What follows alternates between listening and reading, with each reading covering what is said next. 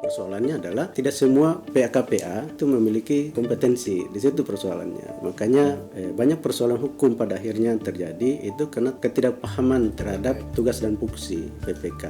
Kadang-kadang PPK itu atau mungkin jarang dilakukan itu review dokumen itu. Nanti sudah tanda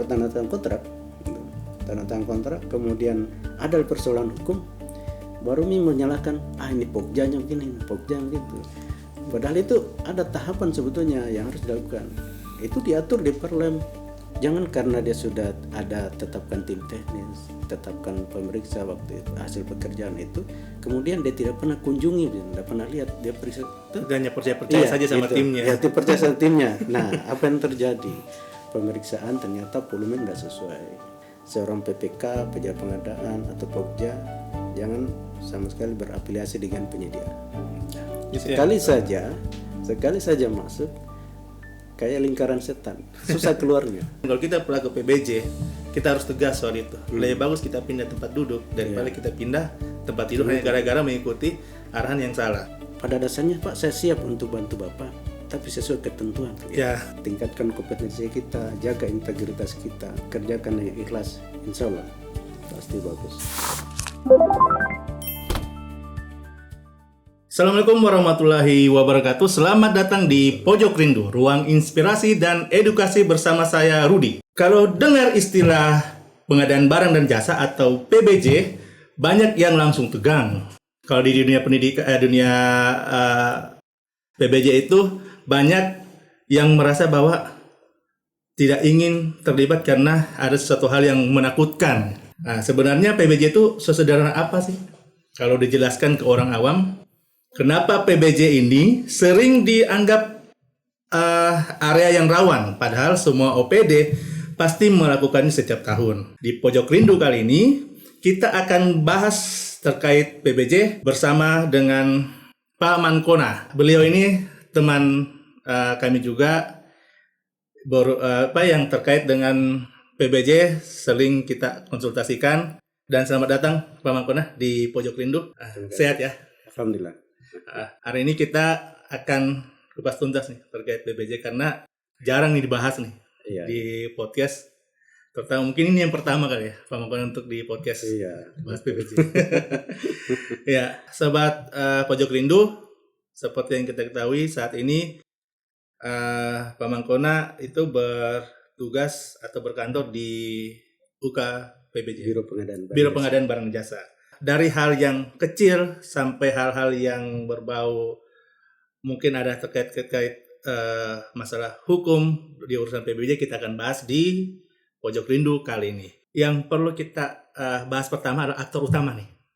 Aktor utama dari PBJ itu adalah seorang PPK. Berdasarkan aturan baru, sebenarnya tugas utama PPK di setiap OPD itu seperti apa sih? Kalau bicara pengadaan barang jasa itu kalau di Perpres itu kan ada namanya pelaku pengadaan. Jadi PPK ini salah satu pelaku pengadaan. Yang pertama pelaku pengadaan itu ada PA, kemudian KPA, ada PPK, ada pejabat pengadaan, ada Pokja, ada tim swakelola, dan yang terakhir ada penyedia. Nah, mungkin yang dimaksud ini lebih ke arah ke PPK. Ya, kalau bicara tentang PPK itu, kalau di Perpres 54 sebelumnya, dia terpisah dengan dia bisa menandatangani kontrak misalnya langsung tanpa ini. Tapi kalau di Perpres 16 2018 tentang pengadaan barang jasa dengan perubahan yang terakhir Perpres 46 itu yang tanda tangan kontrak itu kan langsung PA-KPA, kecuali misalnya dalam hal ada pendelegasian kepada PPK. Nah, PPK ini kalau di pemerintah daerah, di dinas, di Pemda, di OPD lah begitu, itu PPK itu dijabat langsung oleh PA-KPA seperti itu. Nah, tugasnya itu menyusun perencanaan pengadaan, kemudian menetapkan spesifikasi teknis, menetapkan HPS, menetapkan rancangan kontrak, kemudian melakukan konsolidasi, kemudian menyusun jadwal proses pemilihan. Nah, dari beberapa tugas itu tentu akan sangat berisiko pada akhirnya, karena PPK ini mestinya memiliki kompetensi. Jadi harus memiliki kompetensi. Nah, persoalannya adalah tidak semua PA-KPA itu memiliki kompetensi. Di situ persoalannya. Jadi makanya banyak persoalan hukum pada akhirnya yang terjadi itu karena ketidakpahaman terhadap tugas dan fungsi PPK seperti itu. Oke. Kalau boleh sederhanakan perbedaan paling mencolok antara PPK dulu dan sekarang setelah adanya pembaruan regulasi saat ini. Iya, kalau PPK yang paling mencolok itu mengenai kewenangan menandatangani kontrak sebetulnya. Kalau tanda tangan kontrak, kalau sekarang itu, kalau dulu kan kecuali ada dulu yang tanda tangan kontrak PPK. Kalau sekarang itu yang tanda tangan kontrak langsung itu PA-KPA. Kecuali ada pendelegasian kewenangan untuk menandatangani kontrak seperti itu. Misalnya ada penetapan PPK, kemudian di dalam SK-nya itu disebutkan bahwa salah satunya itu melakukan ikatan perjanjian, baru dia bisa menandatangani kontrak seperti itu. Oke, tadi sempat disinggung terkait PPK yang ternyata kebanyakan tidak memiliki kompetensi terkait pengadaan barang jasa. Iya. Kira-kira strategi apa yang perlu dilakukan oleh PPK?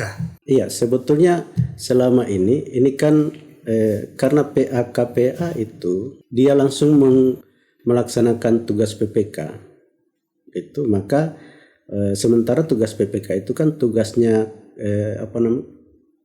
lingkup keahlian sebetulnya. Maka kenapa PPK itu meski memiliki kompetensi atau memiliki sertifikat minimal, kan ada jenjang tipe C, tipe A, tipe B, tipe B dan tipe A sekarang tuh. Nah, itu persoalannya kan tidak semua PA-KPA ini memiliki sertifikat itu.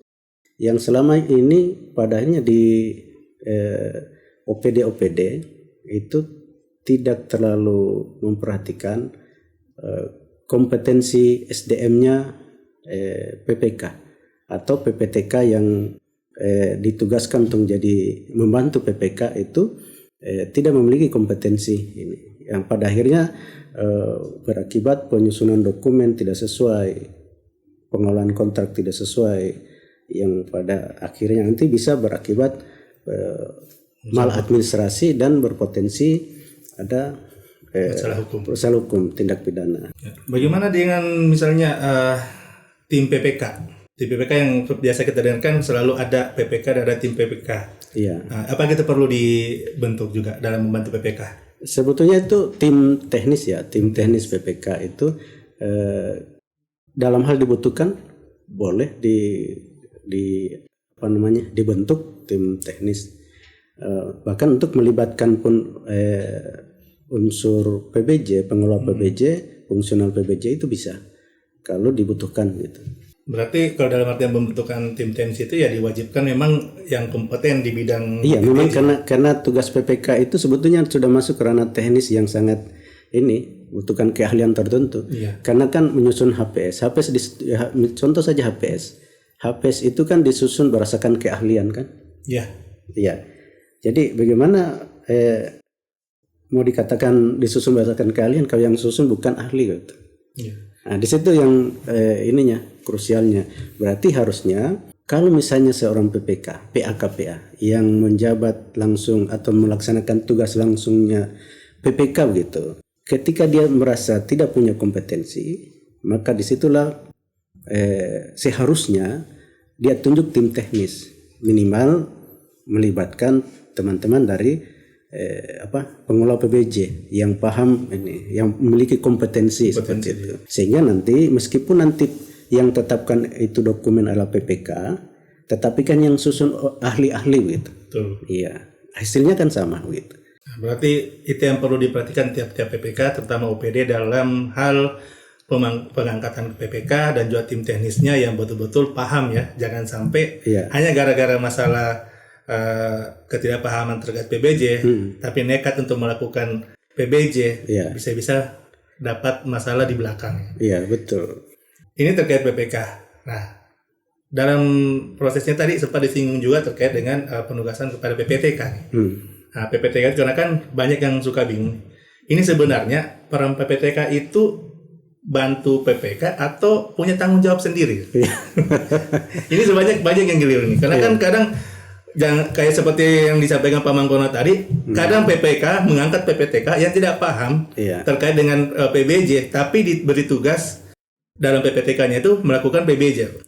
Nah, kira-kira itu apa nih? Jangan sampai takutnya ada kekeliruan terkait tanggung jawabnya apa, PPTK itu sebenarnya seperti apa. PPK ini adalah jabatan yang dibentuk di Perpres, Peraturan Presiden tentang Pengadaan Barang Jasa kan? Iya. Oke. Sementara PPTK ini adalah jabatan yang lahir atau dibentuk berdasarkan PP 12 tahun 2019 tentang pengelolaan keuangan daerah. Kemudian dijelaskan lebih rinci lagi di Permendagri 77 tahun 2020 tentang pedoman teknis pengelolaan keuangan daerah. Karena PPTK ini lahir dari ketentuan yang mengatur pengelolaan keuangan daerah, maka tugas utamanya itu sebetulnya mengelola kegiatan gitu. Kalau PPTK itu kan pejabat di lingkup unit SKPD, ya, yang melaksanakan satu atau dua kegiatan dalam suatu program begitu.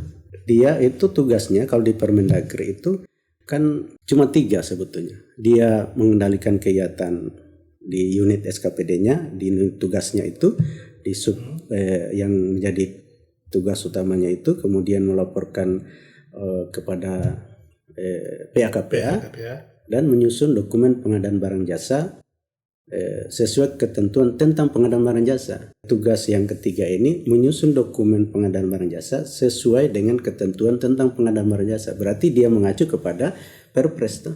Iya. Perpres tentang pengadaan barang jasa ini itu disinggunglah PPTK. Katakan di situ dalam hal tidak ada penetapan PPK pada anggaran yang bersumber dari APBD. Nah, seperti yang di OPD ini kan rata-rata tidak ada penetapan PPK. Ya, betul. Karena pihak KPM merangkap sebagai PPK. Ya. Maka pihak KPA menugaskan PPTK melaksanakan tugas PPK. PPTK yang melaksanakan tugas PPK ini wajib memiliki kompetensi PPK. Nah, disinilah problemnya gitu. Makanya sebetulnya di setiap organisasi, pimpinan tertinggi suatu organisasi ini ketika dia mau menetapkan PPTK, hal yang paling penting diperhatikan adalah kompetensi pejabat yang ada di lingkungannya. Ya, harusnya bisa diidentifikasi ada berapa pejabat struktural yang ada di lingkup organisasi itu yang memiliki kompetensi PPK. Kemudian dipetakan dan kemudian ditetapkan siapa yang harus jadi PPTK. Kalau misalnya PPTK seorang pejabat struktural tidak memiliki kompetensi PPK gitu, maka seharusnya yang dapat dilakukan hanya tugas PPTK sebagaimana diatur di Permendagri tentang pengelolaan keuangan. Betul. Iya, artinya dia tidak melaksanakan tugasnya PPK yang ada di Perpres gitu. Karena dia tidak kompeten kan. Betul. Misalnya menyusun HPS, nyusun rancangan kontrak, nyusun spesifikasi atau KAK begitu. Itu kan ranahnya ahli gitu. Nah, kalau seorang pejabat struktural misalnya Kabak atau Kabit misalnya ditetapkan sebagai pejabat PPTK begitu, maka dia hanya melaksanakan tugas PPTK itu di lingkup Permendagri, di lingkup pengelolaan keuangan gitu. Tapi dia tidak melaksanakan di lingkup PBJ karena dia tidak ini. Nah, yang harus dilakukan menurut saya adalah ketika PAKPA menetapkan PPTK yang tidak punya kompetensi PPK, maka disitulah pentingnya PAKPA ini menyiapkan tim teknis yang diisi oleh ahli pengadaan barang jasa untuk membantu PHKPA yang menjadi PPTK. Karena tugasnya tadi PPK ini, PHKPA ini, tugasnya tadi PPK ini yang harusnya bisa dihandle oleh PPTK tidak bisa dihandle karena dia tidak ahli gitu. Maka disitulah perlunya ada tim teknis. Nah, celakanya kalau misalnya seorang PPTK sudah tidak punya kompetensi, tapi dia mengelola kontrak, dia mengambil kontrak, ya di situ. Jadi di situ ada risiko kesalahan-kesalahan, ketidakmampuan mengendalikan kontrak. Ya salah satunya misalnya ketika misalnya ada pekerjaan, misalnya pekerjaan berjalan, kemudian ada kesalahan-kesalahan atau kelalaian penyedia atau kontraktor, itu yang seharusnya sudah diberikan, harusnya seorang PPK ini sudah berani memutus kontrak gitu. Tapi tidak berani memutus kontrak gitu. Karena apa? Karena ketidakahliannya misalnya salah satunya, ketidakpahamannya terhadap ketentuan pengelolaan kontrak. Itu salah satu resiko yang bisa dihadapi oleh PPTK ya. Bisa dihadapi. Karena tadi itu tidak kompeten. Gitu ya. Nah, berarti dalam artian bahwa PPTK kalau yang mau terlibat dalam hal urusan PBJ itu mungkin minimal memiliki kompetensi PPK TPC ya, atau mungkin PBJ level 1. Sebetulnya kalau sekarang kalau istilah PPK TPC, TPB, TPA itu kan baru-baru saja. Iya. Jadi memang arahnya nanti setiap unit kompetensi misalnya PPK kalau dulu kan hanya satu, memiliki sertifikat tingkat dasar begitu. Tingkat dasar. Itu sudah dianggap kompeten di perencanaan pengadaan, pemilihan penyedia, kalau mengelola kontrak dan melakukan swakelola itu sudah dianggap sudah memiliki kompetensi itu. Nah sekarang mengarahnya itu di lebih spesifik begitu, dikhususkan istilahnya kalau di dunia kedokteran mungkin dokter spesialis. Jadi khusus pengelolaan kontrak ini PPK ini ada lagi yang namanya sertifikat TPC, TPB dan TPA gitu. Nah, tapi kalau sebetulnya di ini pengelola PBJ itu sudah ini pengelola PBJ ahli pertama itu sudah setara dengan kompetensi TPC. Kemudian ahli muda TPB, ahli media TPA gitu. Iya, karena kalau saya lihat itu memang ada standar-standar, misalnya kalau PBJ level 1 itu hanya boleh menangani apa? TPC itu kontrak misalnya sekian M, yang TPB itu mungkin di atas 50 sampai 100 atau mungkin di TPA lebih kompleks lagi kan. Nah, jadi kadang banyak kita yang memahami yang penting sudah punya sertifikat, oke, bebas nih untuk terlibat dalam hal urusan PBJ. Padahal ada batasan-batasan juga yang dibuat oleh peraturan. Iya, memang ada batasan-batasan begitu memang, tapi memang juga ada relaksasi yang LKPP pernah keluarkan bahwa misalnya pengelola pemilik sertifikat kompetensi PPK TPC itu dia bisa melakukan menjadi PPK TPB, melaksanakan paket pekerjaan yang seharusnya dilakukan TPB. Yang pemilik sertifikat TPB itu bisa melakukan menjadi PPK yang paket yang TPA itu direlaksasi waktu itu. Tapi sebetulnya arahnya nanti itu memang sudah disegmentasi kayak begitu supaya betul-betul nanti yang punya yang menangani kegiatan menjadi PPK itu betul-betul levelnya sesuai. Iya, supaya kedepannya proses pengadaan ini lebih baik lagi ya. Iya.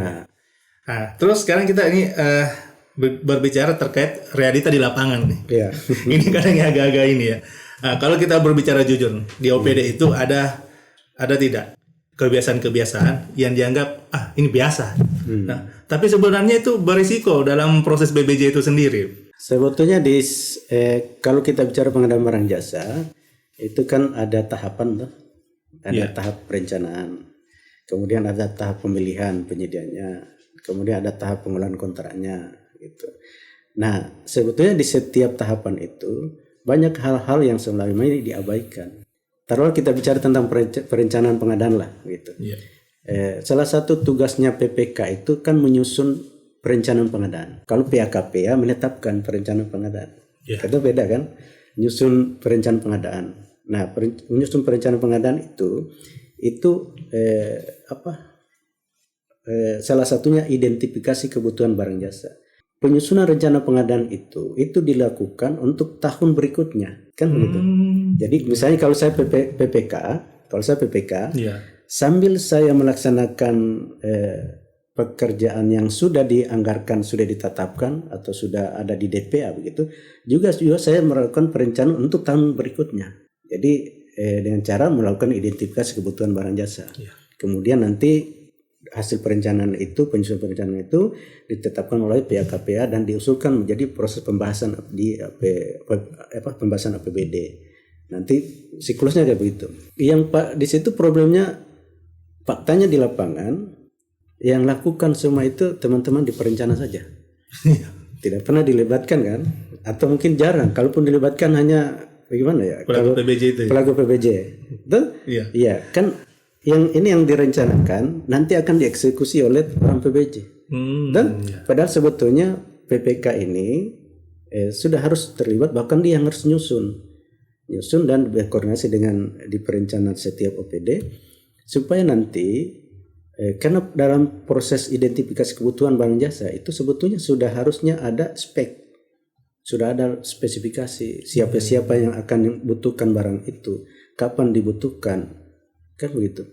Jadi kenapa dia sudah adakan, kenapa pilihannya melalui misalnya metode pemilihan harus di tender, kenapa harus di ini, apakah penyedia atau lewat swakelola gitu. Itu semua sudah diidentifikasi dari awal.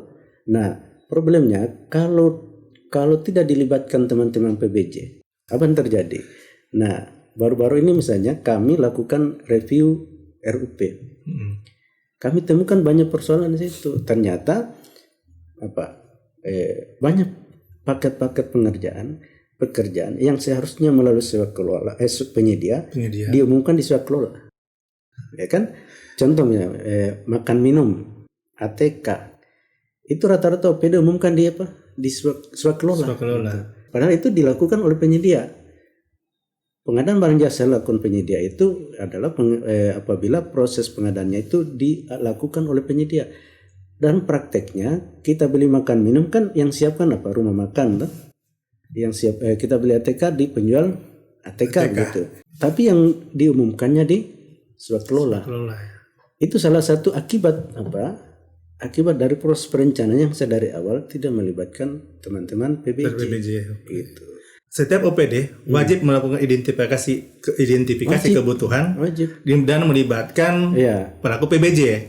Kalau kita sering dengar ini, kalau kita bicara pengadaan barang jasa, seolah-olah kitabnya kita cuma dua, satu Perpres dengan perubahannya, satu Perlem 12 tentang pengadaan barang jasa melalui penyedia.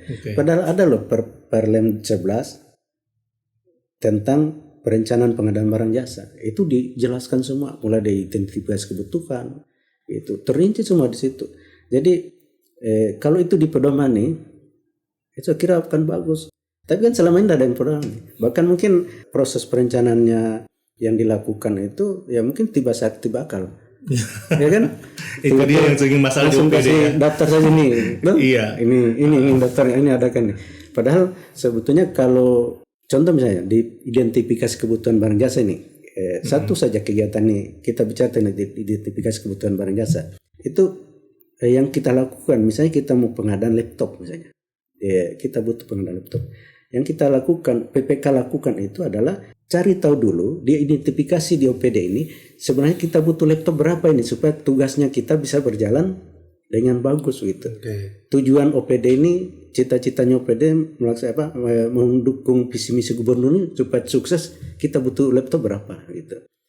Taruh kita butuh 20. Nah, PPK kemudian identifikasi yang sudah ada berapa? Kan bisa saja sudah ada 10 kan? Iya, betul. Iya. Berarti kita perlu adakan sisa 10 gitu. Ternyata identifikasi 10 itu masih di 10 itu ada yang masih misalnya 5 yang bagus, 5 yang rusak. Bermasalah, Iya, rusak lah. rusak. Rusak ya. 2 rusak berat, 1 rusak ringan. Berarti yang ada di pikiran PPK berarti dia harus anggarkan untuk pemeliharaan 1. perbaikannya 3 misalnya, tuh. Tapi pengadaannya misalnya 12, karena tadi kurangnya 10 kan. Kemudian yang 2 itu kan rusak berat akan lebih optimal kalau dilakukan penghapusan dan dibeli yang baru kan. Dibeli baru, betul. Gitu. Jadi dari situ kita sudah sehingga kita sudah identifikasi memang siapa sih nanti akan gunakan itu. Kapan barang itu dibutuhkan gitu. Tujuannya apa? Bukan tiba-tiba akal. Bukan hanya sekedar menghabiskan anggaran seperti itu. Nah, itu dia yang kadang apa istilahnya ya? Kesalahan-kesalahan yang dianggap biasa. Ya, itu kan biasa kan? Iya, jangan biasa, tapi ternyata itu mempengaruhi sekali. Mempengaruhi kinerja, mempengaruhi apa istilahnya proses PBJ untuk maksimal di kantor itu kerjanya seperti apa? Iya kan sebetulnya kita adakan barang jasa ini tujuannya apa sih sebenarnya? Kita misalnya pengadaan laptop, pengadaan meja ini, pengadaan TV apa semua. Apa sih itu? Kan untuk mendukung pelaksanaan tugas kita. Tugasnya OPD untuk apa? Itu untuk melaksanakan visi misi gubernur kan? Iya. Iya, apa yang menjadi visi misi gubernur itu. Sebenarnya kalau kita proses pengadaannya tidak tidak sesuai perencanaan yang seharusnya, maka banyak istilahnya ya kebocoran-kebocoran, banyak pekerjaan yang tidak manfaat begitu. Yang penting adakan saja karena mungkin ada sisa anggaran beli apa nih. Padahal yang perlu itu adalah identifikasi kebutuhan dari awal supaya ditahu ada anggaran bisa kita adakan yang ini. Betul. Terus ini kadang ada hal-hal kecil nih yang sering diabaikan OPD nih. Tapi justru itu berdampak besar pada pengadaan. Kira-kira yang biasa Pemangkuan dapat kasusnya itu apa yang sering diabaikan OPD nih? Banyak sih sebenarnya kalau untuk hal-hal yang biasa diabaikan itu terkait dengan regulasi. Regulasi itu kadang-kadang diabaikan gitu. Padahal itu menjadi pedoman utama dalam proses. Misalnya seperti yang saya jelaskan tadi kan, ketika proses perencanaan pengadaan itu tidak menggunakan regulasi yang seharusnya, pedomannya dari mana? Jadi istilahnya perencanaan dilakukan sesuai keinginan gitu, bukan kebutuhan lagi itu. Pada akhirnya itu salah satunya. Kemudian hal-hal yang sering diabaikan itu kompetensi SDM. Kalau kita bicara mengelola daerah lah, negara gitu. Jadi sebetulnya hanya 3 ini. Yang pertama ada yang ngurusi keuangannya tuh. Ya mungkin di BPKD tuh gitu. Perbendaharaan gitu. Bapeda apa semua ngurusin. Kemudian yang ngurusi merealisasikan begitu. PBJ begitu. Kemudian ada inspektorat yang melakukan pengawasan. Itu kan cuma 3 ini kan. Kemudian kalau kita lihat fakta di lapangan itu pemerintah atau pelaku yang berkepentingan lah gitu, pejabat yang berkepentingan itu lebih fokus di perencanaan, di keuangan, fokus di pengawasan. Dia lupalah begitu untuk kembangkan kompetensinya PBJ. Betul. Seolah-olah PBJ itu urusannya Biro Pengadaan Barang Jasa saja kan. Padahal wajib ya setiap dinas ada. Iya. Contoh misalnya yang kita bahas tadi di awal, PPTK kan. Iya. Kan kita butuh ini PPTK yang memiliki kompetensi PPK.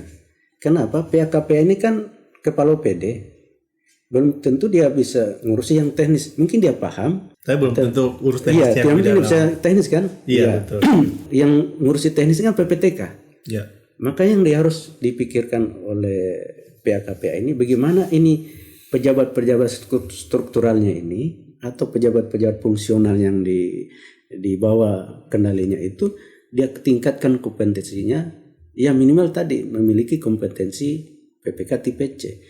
Supaya mereka bisa ini istilahnya beban kerja itu bisa dibagi karena banyak kompeten di situ. Kan PPTK ini bisa ditetapkan lebih dari 1 dalam setiap PPD. Iya, dan PPTK ini melaksanakan 1 atau lebih kegiatan dalam suatu program. Artinya PPTK ini sebetulnya tidak bisa mengelola ada beberapa program. Di OPD kan banyak program kan? Iya betul. Banyak program. Dalam satu program itu banyak kegiatan. Satu kegiatan itu banyak lagi sub-kegiatan. Sub-kegiatan. Ya, kalau 1-2 kegiatan boleh lah. Tapi kalau misalnya dia juga yang tangani program A, program B, itu sesuai kan? Apalagi satu bidang besar, satu PPTK. Iya, yang harusnya itu PAKP ini bagaimana caranya supaya PPTK-nya pejabat strukturalnya atau pejabat fungsional yang ada di lingkup situ dia kasih pelatihan gitu tentang PPK tipe C, minimal tipe C. Dia kembangkan supaya beban kerja ringan. Kayak yang mengurus pengadaan serahkan kepada mereka ini yang teknis-teknis kan? Iya. Tinggal memikirkan bagaimana caranya secara manajer bagaimana caranya supaya tugas dan fungsinya dinas terlaksana begitu. Dan ini agak-agak ini sih kalau terkait yang pengalaman di Pemangkona selama ini sudah mungkin puluhan tahun berurusan di PBJ ini, masalah di PBJ itu sebenarnya lebih banyak karena niatnya atau karena ketidaktahuan. ini agak-agak ini ya. Karena kan seperti yang dibilang tadi, kalau misalnya masa tiba akal, biasanya itu bisa niat. Nah, atau mungkin karena ini ketidaktahuannya mungkin para PPK atau mungkin pelaku yang bantu PPK, sehingga banyak terjadi masalah di OPD-nya masing-masing. Sebetulnya ada istilah kan perbuatan itu bukan karena ada niat, tapi ada kesempatan. Kan gitu. Waspadalah. Iya.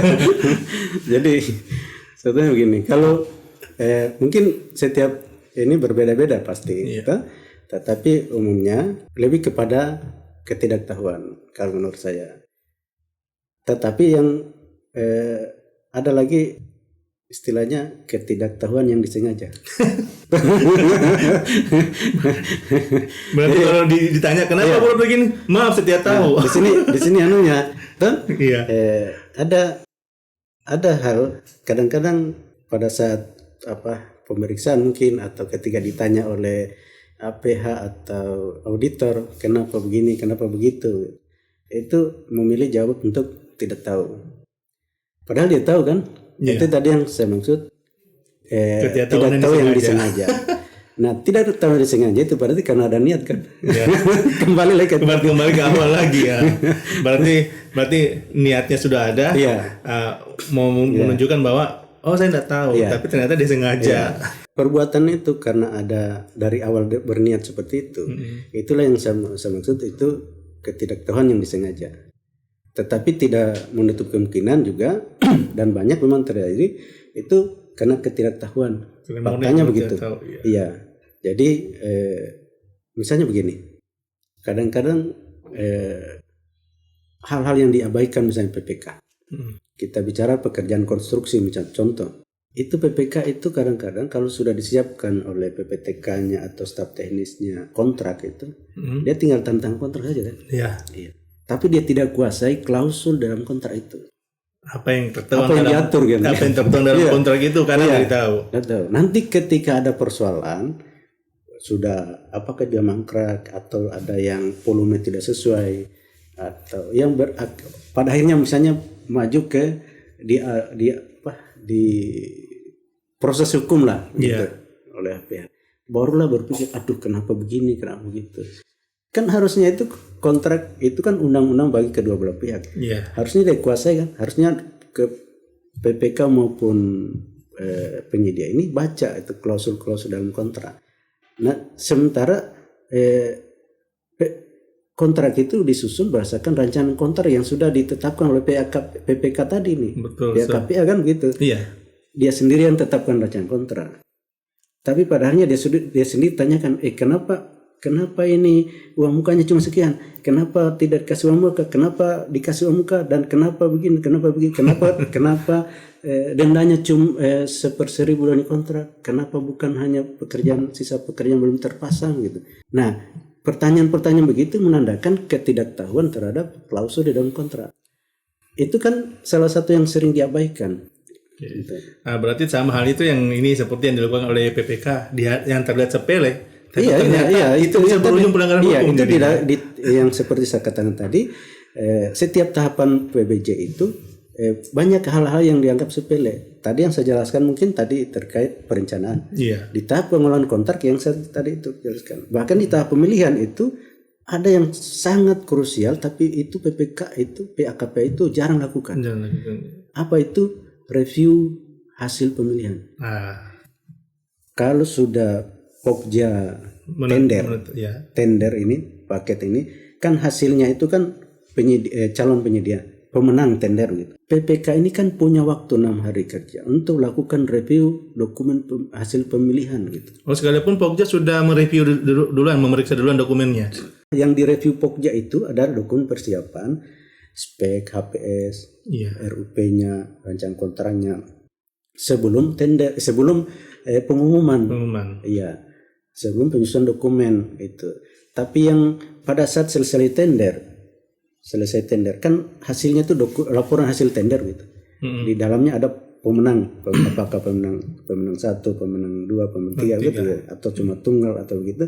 Nah, ini yang di PPK ini itu wajib dia review atau 2, 1 dia review apakah penyedia yang ditetapkan sebagai pemenang ini yang pertama itu apakah tahapan yang dilakukan Pokja ini sudah sesuai dengan ketentuan gitu. Yang kedua, apakah penyedia yang ditetapkan sebagai pemenang ini mampu melaksanakan pekerjaan ini. Kemampuan melaksanakan pekerjaan ini bisa dilihat dari kemampuan penyedia itu memenuhi persyaratan yang sudah ditetapkan PPK sebelumnya di dalam spesifikasi gitu. Nah, kadang-kadang PPK itu atau mungkin jarang dilakukan itu review dokumen itu. Nanti sudah tanda tangan kontrak, kemudian ada persoalan hukum, baru menyalahkan ini Pokjanya begini, Pokja gitu. Padahal itu ada tahapan sebetulnya yang harus dilakukan. Itu diatur di Perlem. Berarti PPK dalam artian pada saat melakukan review itu bisa membatalkan apa yang ditetapkan oleh Pokja. Iya, bisa menolak ya. Bukan menolak langsung. Iya, menolak dengan alasan menyampaikan ini tuh kepada Pokja melalui kepala PBJ bahwa saya menolak hasil pemilihan karena ini dan itu gitu. Jadi ada tahapan yang diabaikan kan, tapi selama ini seolah-olah karena tidak ada pikiran terlalu penting atau gimana gitu. Itu salah satu yang diabaikan. Contoh kasus yang dimana PPK itu terjebak masalah hukum hanya karena kurang memahami aturan. Kira-kira ada enggak pernah yang Pak Mangkora mungkin lihat atau mungkin terlibat langsung di dalamnya? Ada pernah salah satu, karena PAKP ini berangkat sebagai PPK gitu. Pada akhirnya dapat hukuman itu karena apa? Karena tadi itu tidak memahami kontrak. Jadi ada suatu pengadaan, setelah dilakukan pekerjaan itu di kontrak, tanda tangan kontrak, kemudian dilaksanakan, lakukan pembayaran, datanglah tahap pemeriksaan. Ketika tahap pemeriksaan itu dilakukan, antara spesifikasi di kontrak dengan apa yang terpasang itu tidak sesuai gitu. Kan PPK ini kan di Perpres yang sebelumnya itu kan ada jabatan namanya PPHP kan, pejabat penerima hasil pekerjaan, pemeriksa hasil pekerjaan. Nah itu mereka ditetapkan oleh pihak KPA untuk membantu pihak KPA atau PPK itu melakukan pemeriksaan hasil pekerjaan itu. Tapi meskipun dia sudah tugaskan itu, tanggung jawab tetap ada di PPK. Jadi memang PPK ini harus tetap dilakukan monitoring, mengenalkan kontrak gitu. Jadi jangan karena dia sudah ada tetapkan tim teknis, tetapkan pemeriksa waktu hasil pekerjaan itu, kemudian dia tidak pernah kunjungi, tidak pernah lihat, dia periksa hanya percaya saja sama timnya. Ya, percaya sama timnya. Nah, apa yang terjadi? Pemeriksaan ternyata volume nggak sesuai. Dan setelah dihitung ada kerugian negara di situ, ya pada akhirnya kena PPK-nya. Nah, ini kena apa? Ketidaktahuan itu kan banyak. Salah satunya itu karena tidak tahu klausul kontrak, tidak tahu bahwa Ya tadi itu percayakan saja sama timnya. Timnya gitu. Berarti dalam kasus seperti itu, ini yang langsung berhadapan dengan hukum PPK-nya, bukan tim dengan PPTK yang mungkin yang bantu terkait proses itu. Iya, karena pada akhirnya kan kalau bicara hukum itu siapa yang menata, yang ada tanda tangannya itu kan. Itu dia. Berarti para PPK ini ya perlu waspada dalam artian PPK juga, bahaya kalau tidak terlalu memahami. Betul. Jadi makanya PPK juga itu kalau misalnya pun menugaskan tim teknis itu harus mendokumentasikan kejadian-kejadian secara detail begitu. Dokumentasi semua kejadian-kejadian, kelalaian-kelalaian yang dilakukan apa semua. Itu harus ini. Kenapa? Tidak semua pekerjaan yang tidak selesai itu karena niat dari PPK untuk tidak atau melanggar aturan juga, bukan, tidak selamanya begitu. Bisa saja kena kelalaian. Iya. Berarti itu biasa sudah masuk kalau dalam artian PPK itu sudah masuk zona bahaya tanpa mereka sadari. Iya. Kan kadang-kadang tidak disadari bahwa dia sudah sangat rentan tugas tanggung jawabnya itu sangat berbahaya, sangat berisiko, tapi dia tidak sadari gitu karena ketidaktahuan, tidak pahaman itu ya. Jadi ya lagi-lagi kembali pemahaman terkait apa yang kita kerjakan itu penting sekali. Kadang kita lihat ada kasus-kasus di PBJ ini, ada pola-pola tertentu yang kira-kira sering terjadi di Indonesia, terutama Sulawesi Tenggara nih. Sebetulnya kalau pola-pola kasus-kasus yang ada di PBJ itu rata-rata karena pekerjaan-pekerjaan itu dia mangkrak atau uang mukanya tidak ini. Ada satu hal yang sering diabaikan sebetulnya. Jadi itu menjadi menurut saya tidak terlalu diperhatikan, tapi itu sebetulnya sangat penting di tahapan pengolahan kontrak misalnya. Itu kan pekerjaan pada saat tantangan itu kan ada jaminan pelaksanaan toh. Ada jaminan uang muka. Jaminan-jaminan ini itu kan ada perusahaan penjaminan yang memberikan jaminan terhadap pelaksanaan pekerjaan itu. Nah, mereka ini kan juga satu entitas, satu manajemen yang kalau misalnya pekerjaan itu tidak sesuai harapan gitu, tidak dijalankan sesuai yang seharusnya, penjamin itu membayar uang jaminan kan, membayar jaminan gitu. Jadi menanggung risikonya begitu. Yang terjadi biasa begini,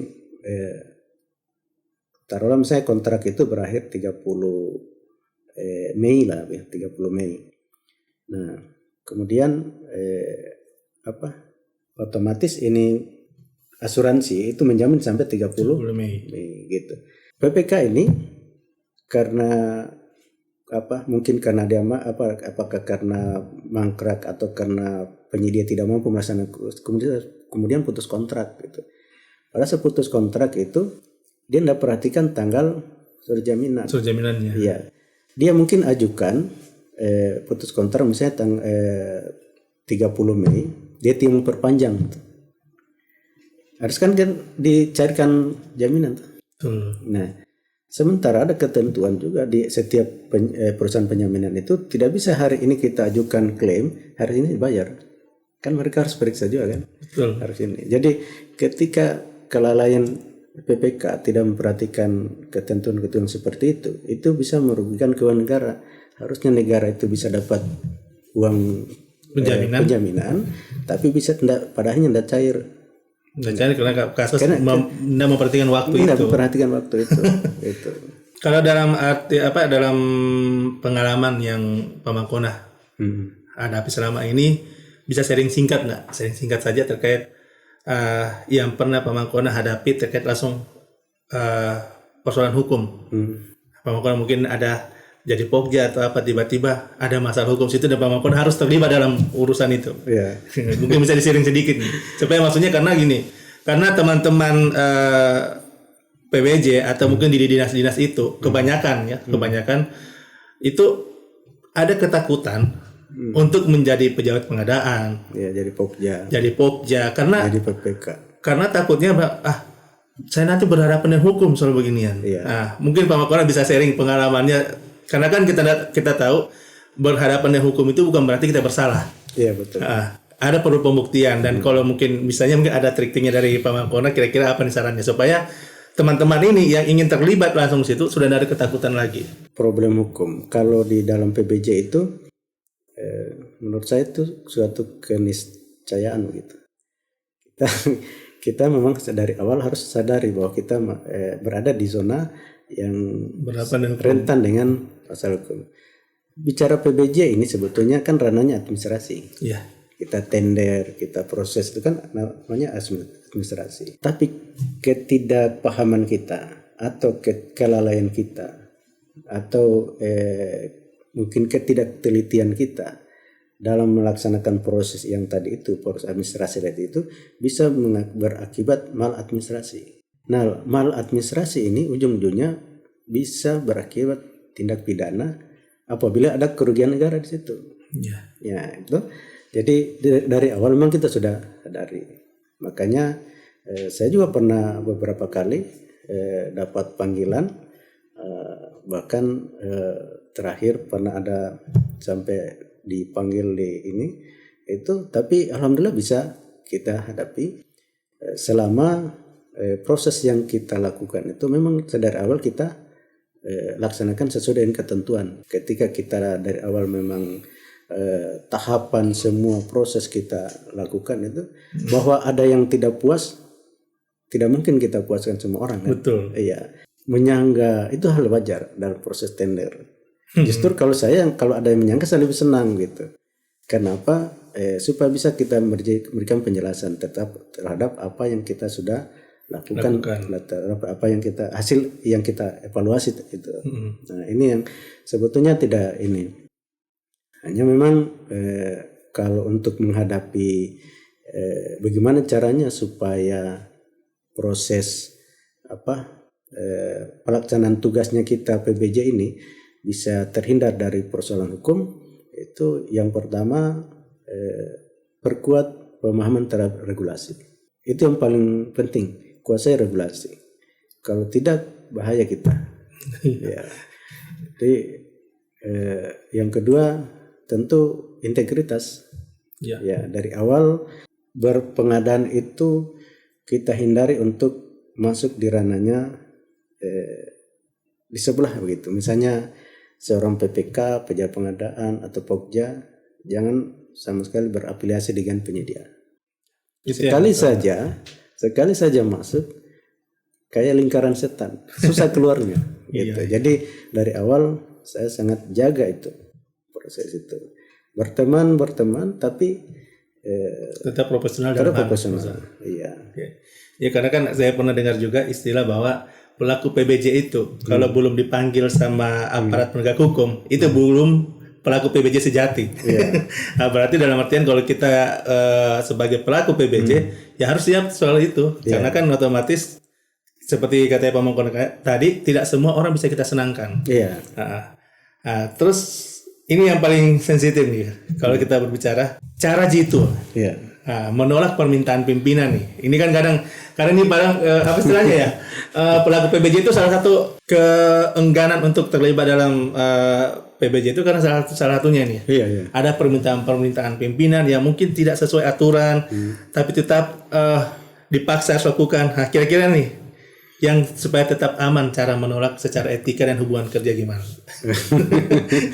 Ini yang mode apa nih? Mode sopan, mode yang penting tetap aman secara etika dan hubungan kerja. Karena kan masalahnya begini, pimpinan kita kadang kan meminta sesuatu atau memberikan perintah yang kadang ini seperti melanggar aturan nih. Sementara kalau misalnya kita pelaku PBJ sudah tahu regulasinya seperti ini, ternyata dapat perintah melanggar aturan, melanggar regulasi nih. Gimana kira-kira? Kalau saya yang saya praktekkan itu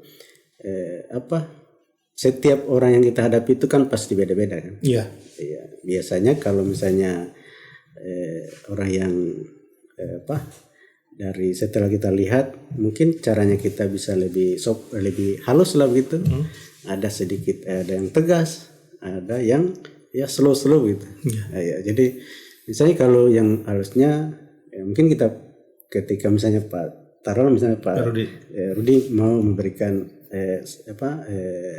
arahan tertentu apa gitu. Nah, terus saya bilang, oh ya terima kasih Pak atas arahannya apa semua. Tetapi kemudian saya sampaikan bahwa tapi apa yang menjadi arahan objek arahan itu sudah diatur di dalam Perpres misalnya. Jadi saya arahkan bahwa sudah diatur di dalam suatu ketentuan gitu. Apabila kita langgar akan berakibat hukum gitu. Itu jangan hanya sekedar memberikan bahwa risiko memperlihatkan risiko yang kemungkinan yang ada, tetapi kita juga memberikan saran masukan. Kalau saran saya Pak, jalan keluarlah gitu. Misalnya seperti tadi, terima kasih Pak atas arahannya, tetapi ketentuan itu sudah diatur di dalam Perpres begini-begini. Kalau itu dilanggar, berpotensi akan dapat tindak pidana. Tetapi saran saya, mungkin jalur ini yang perlu ditempuh gitu. Nah, yang terakhir kita sampaikan komitmen kita. Pada dasarnya Pak, saya siap untuk bantu Bapak, tapi sesuai ketentuan. Gitu. Ya, itu juga ada senjata yang ini. Karena kan karena ini kalau pelaku PBJ itu kadang karena takut. Pimpinan saya nanti dia marah, nanti saya apa segala macam. Ikut saja. Nah, padahal kita harus sebenarnya menjelaskan sesuai regulasi itu. Kadang itu yang teman-teman tidak punya untuk menyampaikan itu. Makanya di awal tadi saya katakan kuasai regulasi. Iya, betul. Nah, itu yang mungkin metode yang kedua tadi itu mungkin yang sedikit tegas. Ya, misalnya kita sampaikan, Pak, ini melanggar aturan begini-begini. Langsung tunjukkan. Saya pernah beberapa kali itu untuk orang tertentu saya sampaikan posisi saya. Saya mohon maaf Pak, kalau begini saya tidak mau lakukan. Gitu. Dan saya siap dihukum kalau saya tidak ikuti arahannya pimpinan. Karena begini, bagi saya kalau mendapatkan hukuman administrasi, saya dihukum administrasi lah gitu. Karena saya tidak laksanakan arahan pimpinan gitu. Contoh misalnya dimutasi dan begitu, atau dimutasi lah, dipindahkan begitu. Itu jauh lebih ringan daripada saya melanggar hukum yang tindak pidana karena memaksakan melakukan pekerjaan yang dilarang gitu, melanggar aturan itu. Berarti dalam artian Pak Makaran lebih memilih lebih bagus pindah tempat duduk daripada pindah tempat tidur. Gitu. Kadang-kadang itu yang saya sering terngiang di kepala saya pada saat dapat materi dari Pak Sultan. Dia sampaikan kalau kita pelaku PBJ, kita harus tegas soal itu. Lebih bagus kita pindah tempat duduk daripada kita pindah tempat tidur hanya gara-gara mengikuti arahan yang salah. Prinsip yang harus tegas dipegang teguh oleh pelaku PBJ supaya tetap aman dan tidak tersandung hukum. Prinsip pertama itu integritas. Jadi bagi saya integritas itu harga mati. Karena kita berada di lingkungan yang sangat berisiko tinggi. Betul. Sedikit saja kita, sedangkan kita melakukan proses pengadaan sudah kita sesuai ketentuan, kita berusaha untuk dengan niat yang sangat bagus. Kadang-kadang saya itu kadang-kadang kalau lakukan evaluasi itu, kalau saya mau mengambil keputusan itu saya mikirnya buka meriksa dokumen terakhir kalinya itu saya periksa peluang ambil keputusan itu biasanya subuh. Berarti suasana yang paling tenang. Bagaimana supaya keputusan saya itu betul-betul sesuai dengan ketentuan. Bahwa ada yang tidak puas ini memang kita harus ambil keputusan gitu. Ya mirip-mirip hakim lah atau keputusan gitu. Karena itu meskipun kita sudah berbuat seperti itu, orang masih curiga kita, masih berprasangka buruk di kita. Nah, apalagi kalau memang dari awal kita sudah salah gitu. Sudah menyalahi regulasi. Ini di ujung-ujung segmen, kalau boleh kita rangkum dalam satu pesan, kira-kira Pak Mangkona mau berikan mau menyampaikan apa kepada seluruh PPK dan PPTK di OPD? Untuk para PPK atau PPTK ya. Di OPD hal yang paling utama dilakukan adalah bagaimana kompetensi ditingkatkan. Semua pekerjaan kalau dilakukan sesuai dengan keahliannya itu insya Allah bagus. Nah itu yang pertama, kompetensinya ditingkatkan. Yang kedua tentu integritas. Integritas itu harus dijaga. Karena apa? Mengelola pengadaan barang jasa ini kita tidak, kalau niat saya itu bukan karena supaya saya dapat keuntungan yang banyak, bukan. Tapi bagaimana caranya supaya saya bisa bermanfaat lebih gitu. Memang saya tidak dapat hasilnya sekarang. Kita bisa dapat amal jariahnya mungkin. Tidak dapat uangnya gitu. Tetapi itu jauh lebih bagus karena lebih kekal kan. Iya, kalau dari awal kita niatkan, kita bekerja dengan ikhlas itu, tingkatkan kompetensi kita, jaga integritas kita, kerjakan dengan ikhlas, insya Allah pasti bagus. Semua bagus. Nah, dan terakhir, PBJ itu sebenarnya menakutkan atau justru bisa dikendalikan? Bisa dikendalikan. Bisa dikendalikan. Oke, sahabat Pojok Rindu, begitu banyak kita bahas tentang Pamangkona, banyak inspirasi dan edukasi buat teman-teman semua, terutama pelaku PBJ, agar supaya tidak usah takut selama kita memegang teguh regulasi dan punya keberanian untuk menolak perintah yang salah. Insya Allah kita bisa bekerja dengan baik, dan yang terpenting selalu pegang teguh bahwa lebih baik kita pindah tempat duduk daripada kita pindah tempat tidur. Oke, sekian Pojok Rindu di episode kali ini. Saya Rudi pamit undur diri bersama Pamangkona. Terima kasih sekali lagi Pak untuk hadir sini. Semoga kita bisa terus berbagi, dan ini adalah sebuah amal jariah kita bersama, karena berbagi itu bukan soal apa jumlah materi yang kita dapat, tapi apa jumlah kebermanfaatan diri kita, tubuh kita ini untuk banyak orang. Sekian, terima kasih. Assalamualaikum warahmatullahi wabarakatuh. Salam pendidikan. Waalaikumsalam warahmatullahi wabarakatuh.